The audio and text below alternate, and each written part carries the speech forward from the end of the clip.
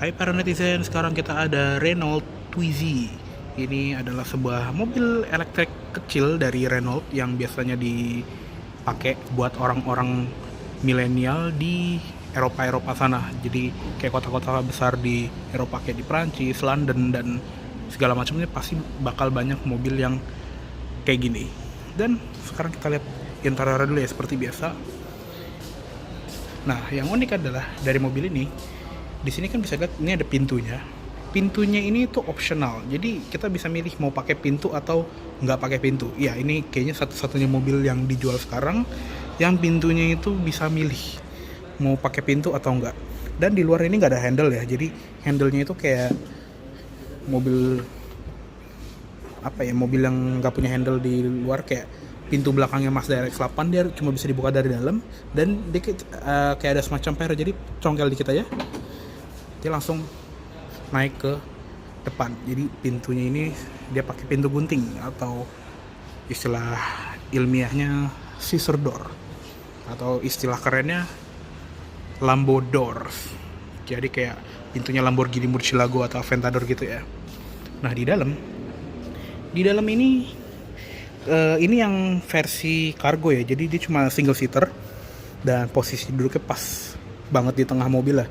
Di sini tuh ada dua buah seat belt, jadi di sebelah sini itu ada seat belt 3 point yang regular yang kayak di mobil-mobil pada umumnya lah, dan satu lagi ini ada seat belt yang kita cuma pakai di sisi kanan dong, jadi kayak diginiin gitu. Jadi ini semacam seat belt tambahan buat kalau pelindung in case kita ditabrak dari samping, apalagi buat yang nggak pakai pintu, karena tahu sendiri tadi kan udah gue bilang pintunya optional. Jadi kalau misalnya kita lagi pakai Twingo yang tanpa pintu, pas kita ketabrak dari samping kita masih ketahan sama seatbelt yang satunya ini, jadi double protection lah.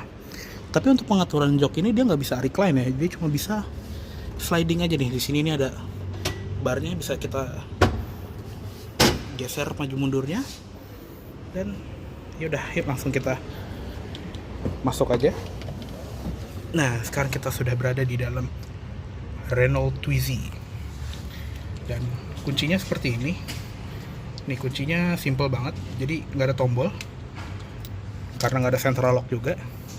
Kita colokin ke sini. Di sini ada lubang kuncinya di bawah tuas wiper.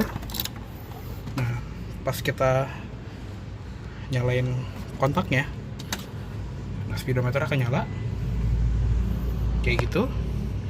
Nah, untuk nyalain si mobil ya sampai dia bisa berjalan, kita tuh harus puter kuncinya kayak kita mau starter mobil pada umumnya sampai ada tulisan go di speedometer. Nah, kalau misalnya ini udah ada tulisan go, ini udah bisa jalan, jadi udah bisa maju dan mundur.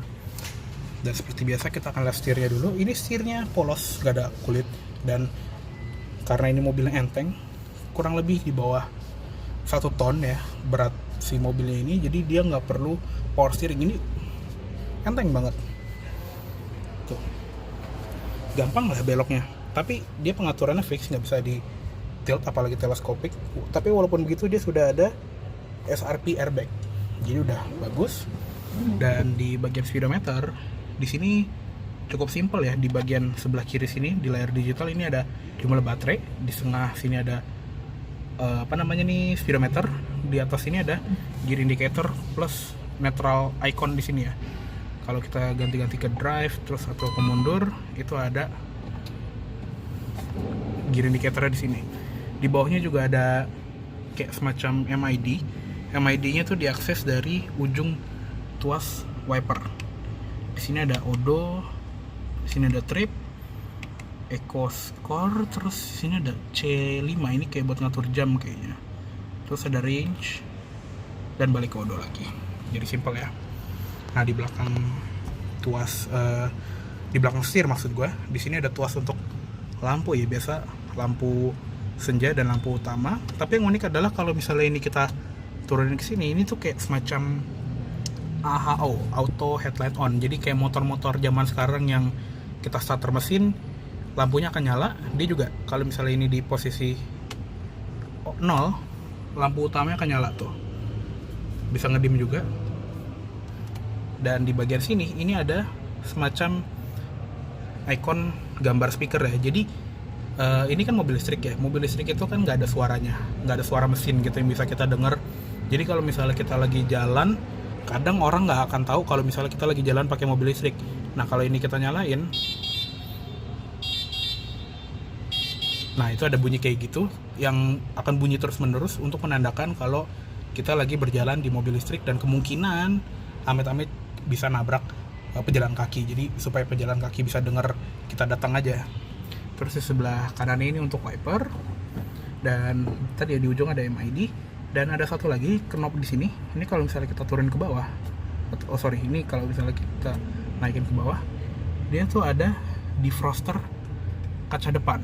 Jadi di bagian sini, ini mungkin nggak terlalu kelihatan ya. Ini hampir nggak kelihatan.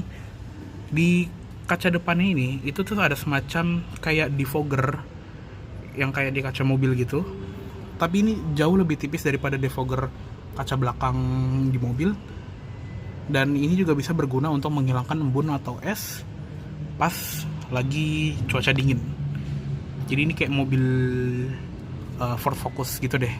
Dia kayak ada semacam defogger yang jauh lebih tipis daripada defogger yang biasa kita lihat di kaca belakang mobil. Dan untuk mode berkendaranya, atau ya lebih tepatnya persneling lah ya, dia dari sini. Dia cuma ada tombol drive. Kita harus injak rem dulu, terus pencet D. Nah, nanti ada logo D. Untuk netral kita tekan sini, ini ada icon N. Jadi ya sama aja kayak pencet dua tombol ini. Dan untuk mundur, nah itu kita pencet R, dan tadi ada bunyi sensor parkir. Iya, mobil ini walaupun simple dia ada sensor parkir ya. Di sebelahnya ada tombol hazard. Nah, di bagian bawah ini ada parking brake yang bisa kita tarik, dan untuk melepasnya ini kayak electronic parking brake gitu ya. Jadi kita injak rem, baru kita pencet untuk melepasnya, dan untuk mengaktifkan tinggal tarik lagi. Terus di bagian speedometer, di samping speedometer ya maksud gua, di sini tuh ada tempat penyimpanan kayak glove box gitu. Di dalamnya ada power outlet 12 volt. Jadi bisa kita pakai buat ngecharge gadget di sini ya. Sama ada tempat penyimpanan juga. Di sini tuh ada kertas. Dan yang di sebelah kanan ini tuh ada glove box yang bisa dikunci. Nah, untuk buka kuncinya itu kita pakai kunci ignition yang kita pakai buat nyalain mobil. Jadi kita colokin, nanti kita putar, nah dia akan kebuka. Nah di dalam sini ini bisa muat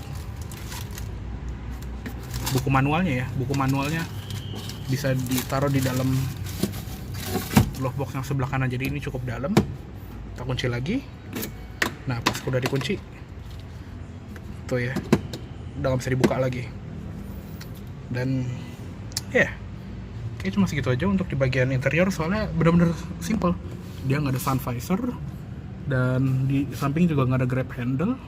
Di sini atapnya polos, nggak ada sunroof atau kayak semacam Mika gitu, mungkin nggak ada. Dan ya cuma gitu dong, di bawah nggak ada apa-apa. Oke, yuk langsung kita keluar aja lah.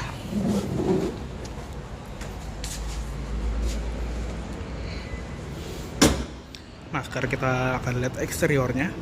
Di bagian depan ini tuh mobilnya kelihatan kayak ramping gitu ya, karena emang posisi duduknya itu pas di tengah, jadi mobil ini nggak perlu lebar-lebar.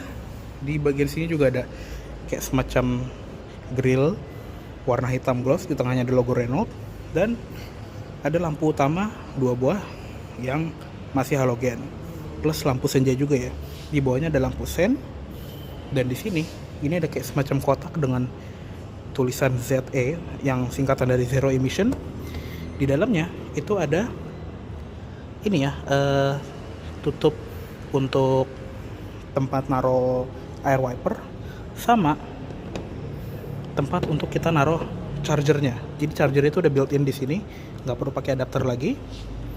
Di bawah ada tempat plat nomor. Di kacanya juga ada ini ya, wiper satu buah. Dan di bagian pelek, dia peleknya kaleng dengan ban Continental Conti Eco Contact yang berukuran 125/80 R13. Jadi kecil banget. Dan dia juga pelek kaleng pakai dop gini. Dopnya keren ya, warna putih gitu. Dan spionnya juga belum elektrik. Di sini bisa dilipat juga. Dan pengaturannya ini pakai jempol gini ya. Tapi yang unik adalah di sini tuh ada bahasa Korea gitu ya, mungkin artinya sarangheo atau apa. Dan di bagian pintu bawah, sebetulnya di bagian sini itu ada kayak semacam kata plastik atau perspek yang tembus pandang, atau kalau kita bilang kaca mika lah ya. Tapi di sini di stikerin Renault. Dan dia juga RWD ya. Jadi dia berpenggerak roda belakang. Motor listriknya itu sekitar 17 horsepower, torsinya sekitar 52 Nm kalau nggak salah. Top speednya untuk yang versi 80 ini 80 km/jam. Jadi Twingo itu ada dua versi ya, yang versi tenaga rendah itu sekitar top speednya 45 km/jam, atau yang versi 80 ini yang top speednya sesuai namanya 80 km/jam. Dan di belakang, karena ini yang versi kargo, di sini ada bagasinya. Jadi di sini tuh ada switch yang bisa kita pencet. Nanti kita bisa lihat bagasinya. Di dalamnya ada logo Renault Tech. Dan ini benar-benar cuma bagasi doang, benar-benar lobang, nggak ada apa-apa lagi. Maksimal loadnya tapi cuma 75 kg ya, jadi nggak begitu banyak. Ya cukuplah untuk naruh belanja bulanan. Di bagian sini juga ada lampu remnya. Jadi lampu remnya itu ada di belakang sini, ada 2 buah. Di bawahnya terus di tengahnya maksud gue, itu ada lampu mundur, dan lampu sennya itu ada di bawah.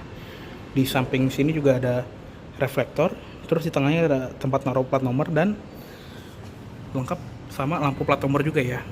Dan yang unik adalah tadi ya, udah gue bilang juga di dalam dia ada sensor parkir untuk mobil yang sekecil ini. Ini keren sih. Di sini juga ada reflektor di samping. Ya, kayak cuma segitu dulu untuk review dari Renault Twizy versi Cargo 80 ini ya. Mohon maaf bila ada salah kata-kata dalam penyampaian review. Terima kasih banyak telah menonton. Sampai jumpa di review selanjutnya.